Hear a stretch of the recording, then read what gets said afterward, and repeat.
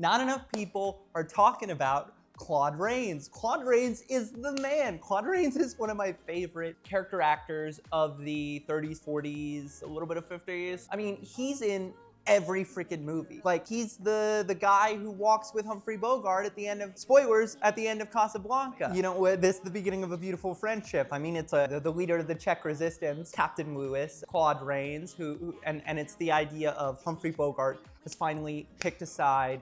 He's fighting the good fight, and you know, even though they come from completely different backgrounds, they can find this common ground in the circumstances of the war. But that's just maybe the most iconic use of Claude Rains. I mean, he's also Mr. Dryden in Lawrence of Arabia, kind of the flip side reversal of Jack Hawkins' character in that film. He's Senator Joseph Payne in Mr. Smith Goes to Washington. He's like Jimmy Stewart's character's the childhood hero, the reason he gets into politics. And what happens is, like, he's elected on a lark, and now he's like this corrupted impediment to actual progress that Mr. Smith is trying to make happen in Washington. And as we've talked about somewhat recently, he's Prince John in The Adventures of Robin Hood with Errol Flynn. But his biggest and best movie is obviously his turn in the Universal Monsters world. Not the Wolfman, but he was in that movie too. He is the Invisible Man. And that's such a freaking good movie. That's James Whale, who did Frankenstein and Bride of Frankenstein.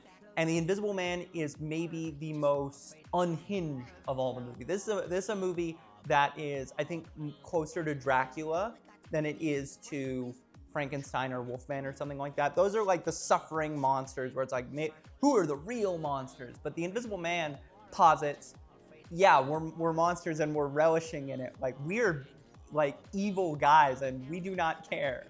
You know, he's a guy who embraces his newfound ability to turn invisible, and it's not really an ability. He's just invisible, but he figures out workarounds, and he's a maniac. He's an insane person, and Claude Rains brings his everything to that performance, especially when it's for the most part a voiceover role. Like, he's so good. That's all I gotta say.